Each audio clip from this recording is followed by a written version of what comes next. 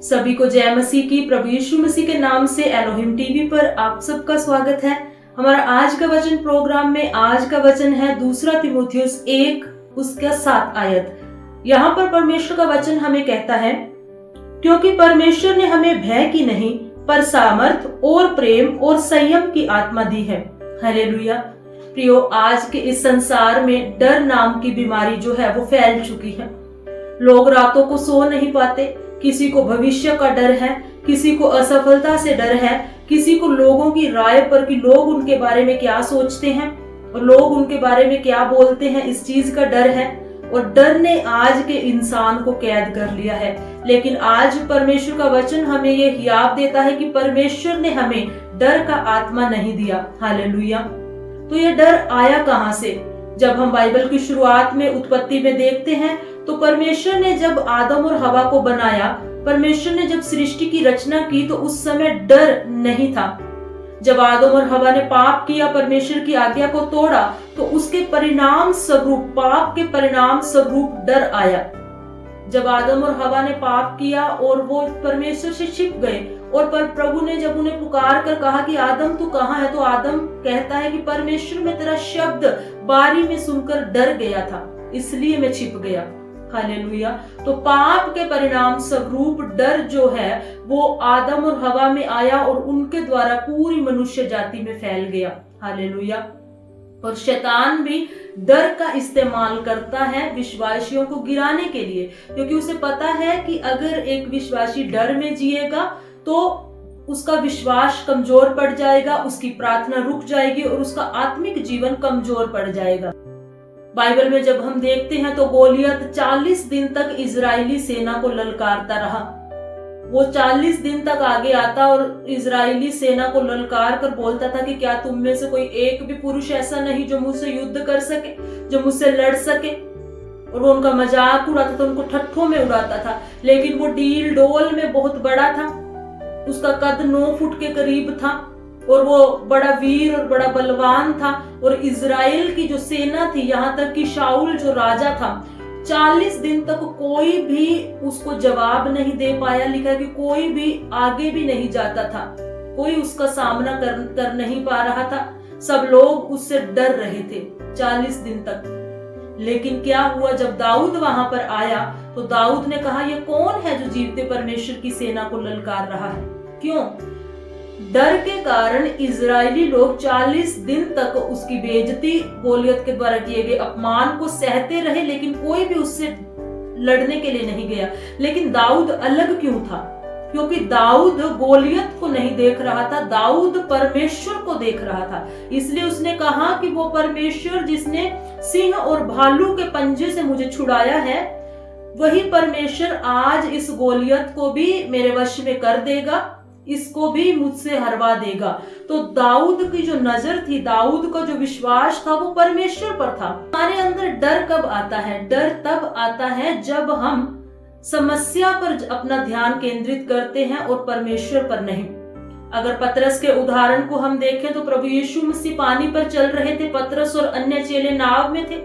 जब प्रभु यीशु मसीह को पानी पर चलते हुए पतरस ने देखा और उसने कहा कि प्रभु यदि तू है तो मुझे भी पानी पर चलकर आने दे।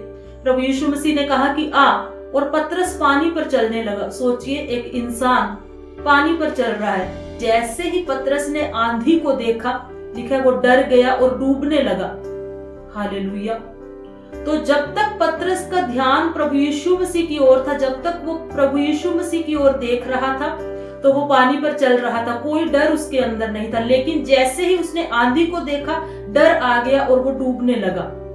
तो जब तक हमारा ध्यान परमेश्वर की ओर है, जब तक हम परमेश्वर की ओर ताकते रहते हैं, परमेश्वर की उपस्थिति में बने रहते हैं, तब तक डर हमारे, कोई भय का कारण हमारे पास नहीं आता।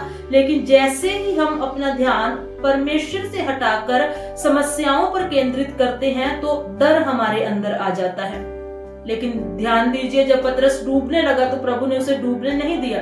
जब उसने पुकारा कि प्रभु देख मैं डूब रहा हूं, तो परमेश्वर, प्रभु यीशु मसीह ने अपना हाथ बढ़ाकर पतरस को थाम लिया। यही परमेश्वर का अनुग्रह है जो हमारे डर के बीच में भी हमारी सहायता करता है। इसीलिए परमेश्वर के वचन में लिखा है कि जिस समय मुझे डर लगेगा मैं तुझ पर भरोसा रखूंगा। हालेलुया। अगर हम एलिया के जीवन को देखें तो वही एलिया जिसने स्वर्ग से आग उतारी, जिसने बाल के 450 नबियों को अकेले हरा दिया, वही एलिया जिसके कहने से 3 वर्ष तक आकाश से एक बूंद पानी भी नहीं बरसा, लेकिन जब उसने कहा तो बारिश हुई। वही एलिया इजेबेल की एक धमकी से डर गया और भाग गया और परमेश्वर से कहने लगा कि प्रभु मैं अच्छा नहीं हूं, मेरे प्राण को तू ले ले। लेकिन ध्यान दीजिए, यहाँ पर भी परमेश्वर ने एलिया से शिकायत नहीं की, उसे डांटा नहीं कि एलिया तू क्यों डर गया, तूने ऐसा क्यों किया, लेकिन परमेश्वर ने लिखा है उसे विश्राम दिया, उसे सोने दिया। जब वो सो गया तो परमेश्वर के दूत ने उसे उठाया, उसे भोजन दिया और परमेश्वर ने उसे उसकी अगली बुलाहट के बारे में बताया और उसे आगे बढ़ाया। तो परमेश्वर, जब हम डर में होते हैं तब भी परमेश्वर हमारे लिए रास्ता खोलते हैं। तो हम डर पर कैसे विजय प्राप्त कर सकते हैं? सबसे पहले तो हमें अपना ध्यान परमेश्वर पर केंद्रित करके रखना है, परमेश्वर की उपस्थिति में बने रहना है। जब तक हम परमेश्वर की उपस्थिति में बने रहेंगे तो डर हमारे पास भी नहीं आ सकता। याद रखिए, आदम और हवा पाप में गिरने से पहले परमेश्वर की उपस्थिति में निरंतर बने रहते थे। परमेश्वर का जलाल उन्हें घेरे रहता था और कोई भी डर उनके अंदर नहीं था। वही कनेक्शन हमारा प्रभु यीशु मसीह ने, जो आदम के समय परमेश्वर से टूट गया था, प्रभु यीशु मसीह ने हमें रिकंसाइल किया है, हमारा परमेश्वर से मेल मिलाप किया है। तो अब हमें परमेश्वर की उपस्थिति में बने रहना है। जब हम परमेश्वर की उपस्थिति में बने रहेंगे तो डर हमारे पास भी नहीं आएगा। इसीलिए परमेश्वर के वचन में लिखा कि जब मैं यहोवा के पास गया तो उसने मुझे पूरी रीति से निर्भय किया। हालेलुया। दूसरा, परमेश्वर के वचन में बने रहना है। इसीलिए पौलुस रोमियो की पत्री में लिखता है कि विश्वास सुनने से और सुनना मसीह के वचन से होता है। जब हम परमेश्वर के वचन को पढ़ते हैं, परमेश्वर की उपस्थिति में रहते हैं, तो परमेश्वर का वचन हमारे अंदर से हर एक डर को, हर एक भय को निकाल देता है। हिजकिय्याह के बारे में जब हम पढ़ते हैं तो हिजकिय्याह राजा के पास जब अशूर के राजा ने धमकी भरे पत्र को भेजा तो वो उसे परमेश्वर के मंदिर में ले गया। उसने वहां जाकर परमेश्वर के सामने उस पत्र को खोल दिया और अपने मन को भी परमेश्वर के सामने खोल दिया और उसी रात परमेश्वर ने हिजकिय्याह के लिए और उसके लोगों के लिए युद्ध किया और उसे विजयी किया। हालेलुया। तो परमेश्वर के वचन में बने रहे, परमेश्वर की उपस्थिति में बने रहे, प्रार्थना में लगे रहे। इसलिए पौलुस कहता है कि निरंतर प्रार्थना में लगे रहो। जब हम प्रार्थना में लगे रहते हैं तो परमेश्वर की शांति हमारे हृदयों में उतर कर आती है। परमेश्वर अपनी सच्ची शांति हमें प्रदान करते हैं और वो हमारे हृदय और विचारों को मसीह यीशु में सुरक्षित रखती है और हर एक डर से, हर एक भय से हमें मुक्त करती है। हालेलुया।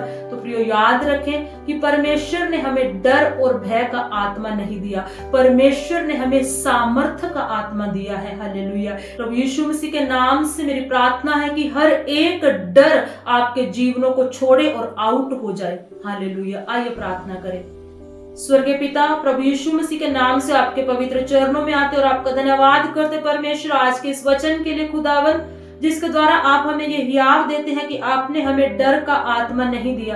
पिता, इस समय मैं प्रार्थना करती हूं इन सब भाई बहनों के लिए परमेश्वर, जो किसी भी तरह के डर में है खुदावंद, शैतान ने किसी भी तरह के डर से इन्हें कैद करके रखा है खुदा, जो अपने भविष्य के लिए डर रहे हैं खुदावंद, जो लोगों को देखकर डर रहे हैं पिता, जो अपनी परिस्थितियों को देखकर डर रहे हैं खुदा, हर एक डर प्रभु यीशु मसीह के नाम से इनके जीवनों को छोड़े और आउट हो जाए। परमेश्वर, मैं प्रार्थना करती हूँ कि ये भाई बहन आज से खुदावंद तेरी उपस्थिति में बढ़े, परमेश्वर तेरे वचन में और प्रार्थना में बढ़ते जाएं और हर एक डर और हर एक भय का आत्मा इनके जीवनों को छोड़कर चला जाए। प्रभु यीशु मसीह के नाम से आपकी सच्ची शांति परमेश्वर इनके जीवनों में आ जाए खुदावंद। आपके पवित्र आत्मा की सामर्थ्य से परमेश्वर ये भाई बहन बरे रहे खुदावंद, और पिता आपके नाम की महिमा इनके जीवनों से होती रहे खुदा।